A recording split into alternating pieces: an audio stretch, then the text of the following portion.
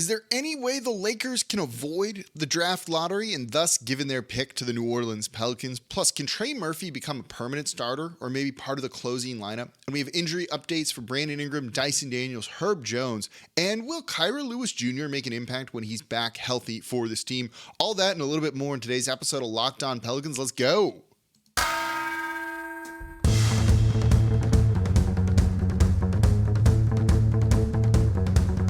You are Locked On Pelicans, your daily New Orleans Pelicans podcast, part of the Locked On Podcast Network, your team every day. Welcome to another edition of Locked On Pelicans, the daily podcast covering your favorite team, the New Orleans Pelicans and NBA, part of the Locked On Podcast Network, your team every day, available wherever you get your podcasts and available on YouTube. I'm your host, Pelicans insider Jake Madison, at NOLA Jake on Twitter, here with y'all on this Wednesday, and this is going to be a fun one because it's a game day for the New Orleans Pelicans as they take on the Los Angeles Lakers. This game feels like it's worth a ton of them. Right? Definitely want the Lakers to lose. So we'll start off this show talking about the Lakers and if there's anything they can do to kind of change their fortunes now that they have just one win on the season. Team looking at 1-5 right now, hoping to avoid 1-6 when the Pelicans play them tonight. Then we'll look at Trey Murphy, who's played excellently on the past couple of games, I thought, but can he become a starter? Can he become a consistent fixture in the closing lineup? Maybe, maybe not. And then we'll give you injury updates on everyone that you need to know. And thank you for making Locked On Pelicans your first listen today and every day. We're here Monday through Friday for y'all, breaking down everything you want to know about the team completely free, coming to you like no one else is. And today's episode of Locked On Pelicans brought to you by BetOnline.net. BetOnline has you covered this season with more props, odds, and lines than ever before. BetOnline, where the game starts. So let's start with the Los Angeles Lakers. They're not great. They are not great at all right now. 1-5 with injuries at times to Anthony Davis, LeBron looking a little bit older, and of course the whole situation with Russell Westbrook and what's going on there. What are they going to do about it? Are they starting him? Are they bringing him off of the bench? Do they even really know? And this question comes from Will Dunn at Real Will Dunn.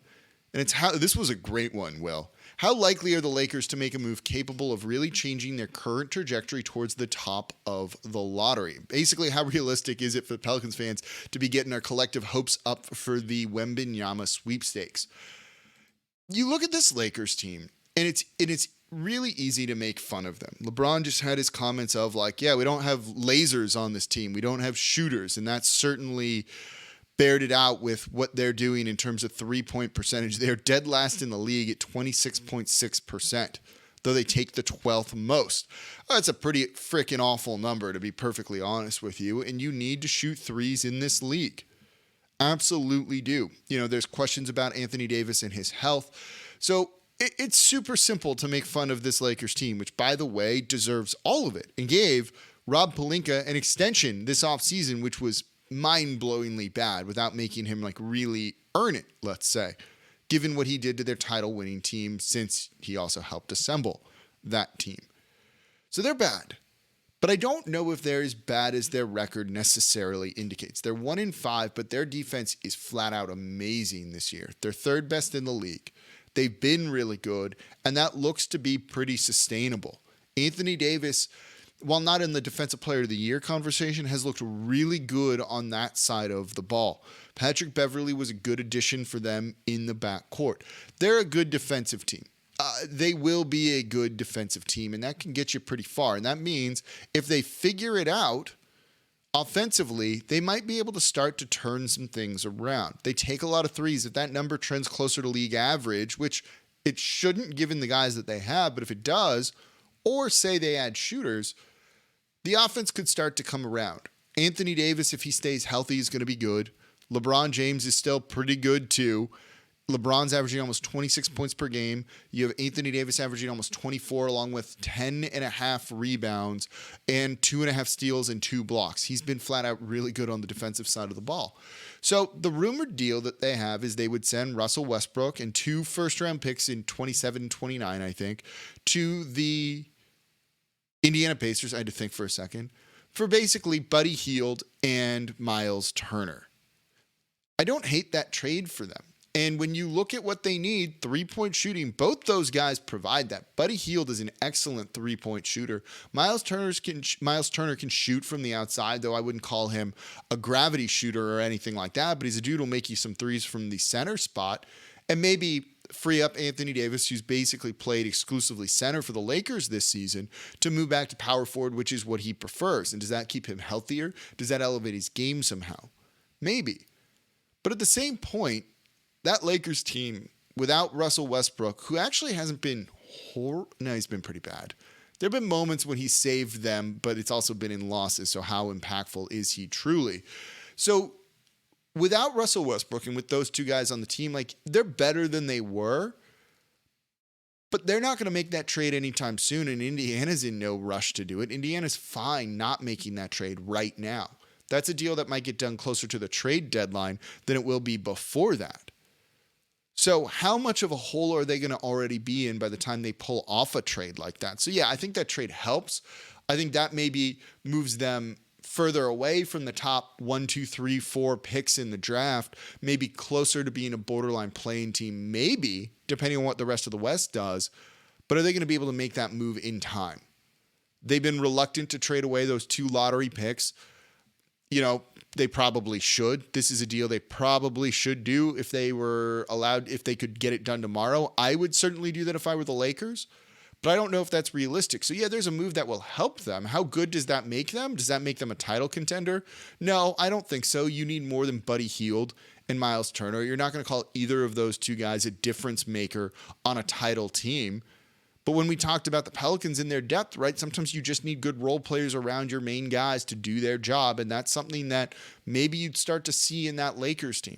Just hopefully it comes too late for them to really climb out. But as constructed right now, they're not good. They are really, really bad too. You know, Miles Turner is averaging 13 points per game, 7 rebounds, also giving you nearly 4 blocks per game, but some of those are empty blocks from him. He's shooting on 6 attempts from 3, 39%. Those are pretty good numbers. The Lakers could use a dude like that. Buddy Hield, almost 18 points per game, 9.5 3-point attempts, and he's shooting 43%. Those are great numbers. You want a shooter like that. That would help, but he's pretty one-dimensional in that regard. He doesn't give you defense. Would that hurt them in some capacity too? So that's the trade that would help them. I just don't know if it's going to put them over the top to avoid a lottery pick, but that would probably help them avoid being one of the 4 worst teams. So if you're a Pelicans fan, no, you don't want the Lakers making any deal, and you want them kind of going forward as is right now, because they can't trade LeBron James. They're not going to get a great return on Anthony Davis. So I don't know what they really would do. That would be the ideal situation, is for them to completely blow it up. They're just not going to end up doing something like that. So it's hopefully they don't make this Indiana trade right away, because certainly that is the move that they need to make. But enough about the Lakers. Let's talk about the Pelicans. Coming up here next in today's episode of Locked On Pelicans, could Trey Murphy ever become a starter this season? Close games consistently this season? That's coming up here next in today's episode of Locked On Pelicans. Before we do that, though, today's episode of Locked On Pelicans brought to you by BetOnline.net, your number one source for betting football and basketball this season. So you can find all the latest player developments, team matchups, news, podcasts, in-depth analysis on every team, and they have all the props you want. I believe it was Doc Rivers who was the betting favorite to get fired first. Well, if you owed your money on Steve Nash, would seem a pretty safe bet too, you'd be feeling pretty good right now, and you could have gotten those odds over at BetOnline.net. Continues to be your main source for all your sports wagering information, with live in-game betting and up-to-the-minute scores for every sport out there. So head to the website today or use your mobile device to learn more about the trends in action happening over at BetOnline.net. BetOnline, where the game starts. And thank you for making Locked On Pelicans your first listen today and every day. We're here Monday through Friday for y'all, breaking down everything you want to know about the team. And now for your second listen, go check out the Locked On NBA podcast. Wednesday, I'm on there with my co-host John Krause of Locked On Celtics, who has plans to come visit me when the Pelicans play the Celtics too. That's going to be fun. And we break down the whole situation with the Brooklyn Nets hiring Ime Udoka too. How insane is that? We also have a fun section in there about the Miami Heat. Go give it a listen if you want some more perspective on the Nets situation situation. Also, go check out Locked On Nets, the local experts who have the in-depth analysis you need on this whole mess of a situation that the Brooklyn Nets are. But we're Locked On Pelicans. We're talking about the Pelicans here. So let's talk about Trey Murphy as a permanent starter or closer. As I open this up for questions, I asked you on Twitter, I asked you in the comments on YouTube, what do you want to hear about? And a lot of people said, could Trey Murphy start? Because Trey Murphy has been playing well for New Orleans this season. This is a guy who's averaging 15 points per game. He is one of the league leaders in three-point shooting, 54.3% from deep. They'll give you an interesting stat about that in a second. 6 rebounds, giving you plus defense. I wouldn't call it amazing defense, but like pretty good defense, above average defense. I'll take that from a second-year player, and he's doing this in about 32 minutes of action. He's been just good. Guy's got, as Joel Meyer says, a trigger. As he says it too, as Antonio Daniels says it. I'm not going to embarrass myself on the show here, but you know what it sounds like. You need that type of shooting, as we talked about in yesterday's show. The Pelicans need to shoot more threes. Their best three-point shooter, their biggest threat is Trey Murphy. So, is there a situation where he could step into the starting lineup? I don't know, and I struggled with this. I really thought about it. And I'll pose this question to you, and this will be the pinned comment on YouTube. Who does he replace? Who does he replace if he were to start? Your starting lineup, right? CJ McCollum, Brandon Ingram at the 2, Herb Jones at the 3, Zion at the 4, and then Valanciunas at the 5. Who's coming out? It's not going to be Valanciunas there. You need a center. It's not going to be Zion. It's not going to be BI. It's not going to be CJ, so it would leave Herb Jones. And while Trey gives you more offense than Herb Jones does, Herb's defense is better. He's a starter. He's kind of been entrenched in that role. I don't think you pull him out. And so I don't see a situation where this season, with the roster as is, that Trey Murphy gets into the starting lineup. Zion is not ready to be a small ball 5 starting at that spot. His career when they've done that in the regular season has not been great in very small sample sizes. So I just don't see them taking out Jonas Valanciunas and moving Zion to the 5, maybe putting Trey at the 4.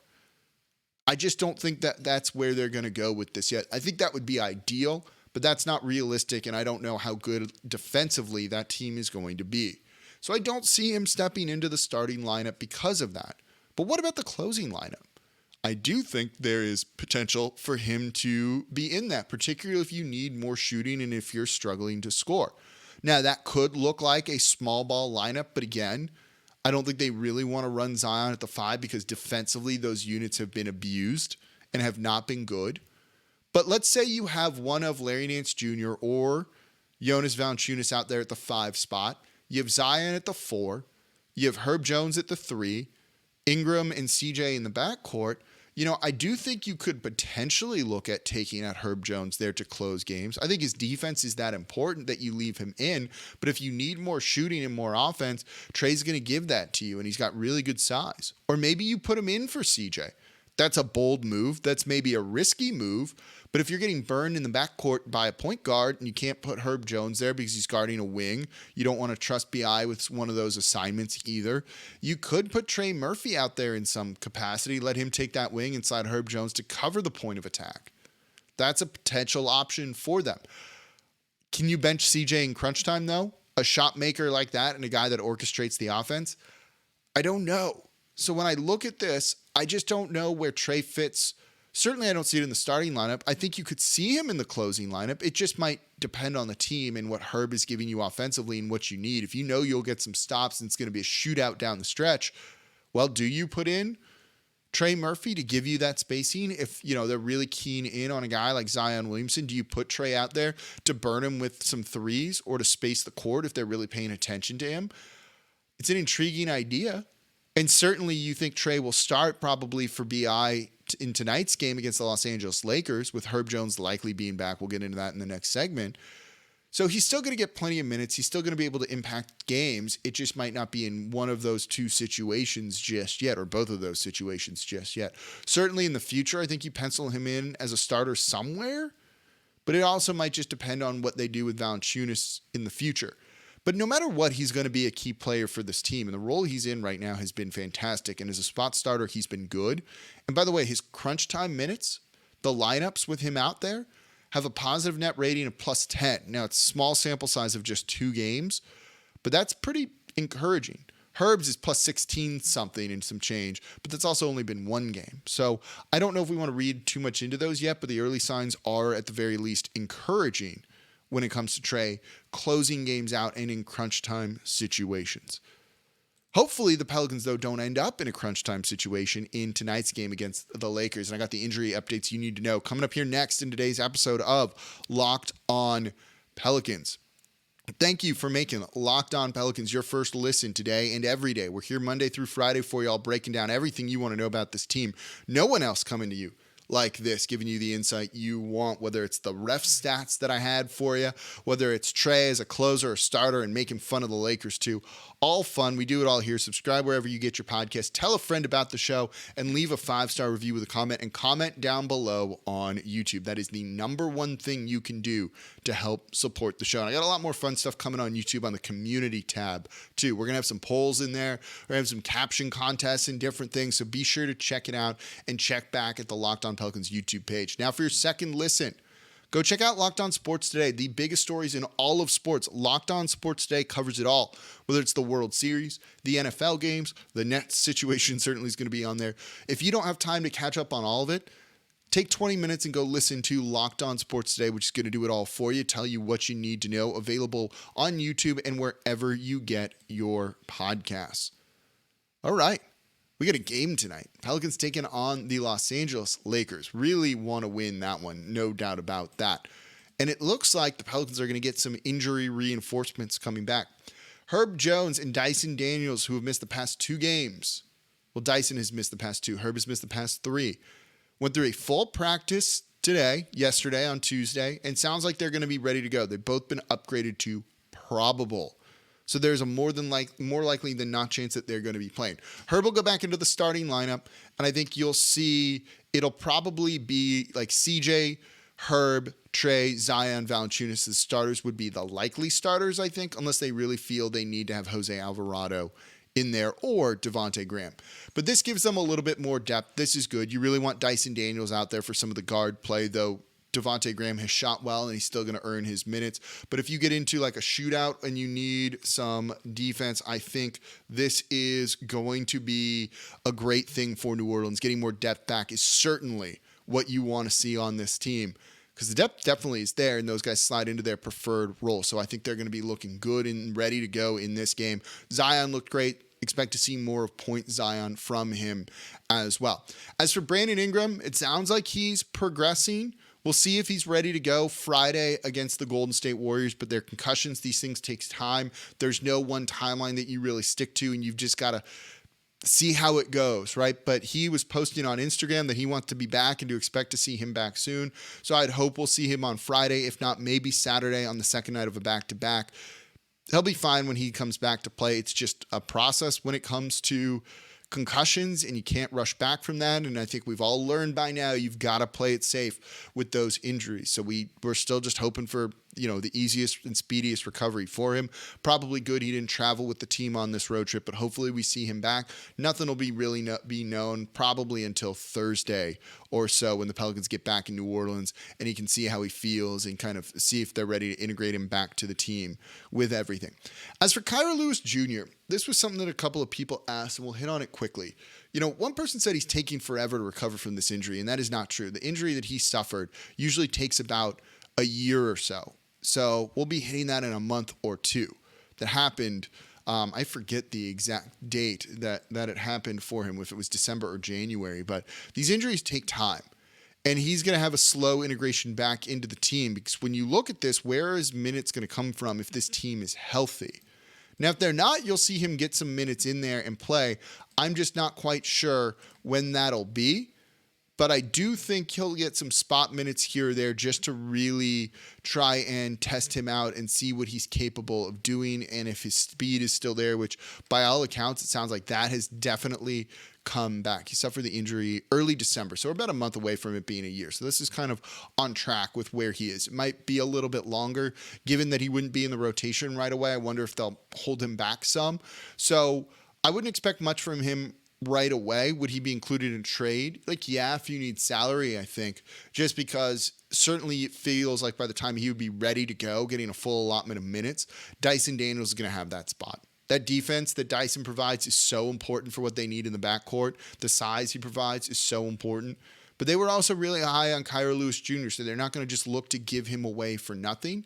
But certainly I do believe they'd like to make a 2-for-1 trade where they send 2 people out, bring one back, clear a roster spot, maybe even save a little bit of salary too, and give them some more breathing room as they're somewhat close to the NBA's luxury tax. But I wouldn't expect a ton from him. It's going to be a long integration back into getting minutes that are significant enough for us to really be able to evaluate how Kira Lewis Jr. is playing. But it does sound, from what I've been told, that his speed is back, his athleticism is back. That's a big part of his game, so it's great to hear that that has recovered really well. And hopefully now the Pelicans get the win tonight against the Los Angeles Lakers. And that's going to do it for this episode of Locked On Pelicans. Thank you all so much for listening. As always, I'm your host, Jake Madison, at NolanJake on Twitter. Let's stay up late tonight for this game, and I'll be back with y'all tomorrow with the recap.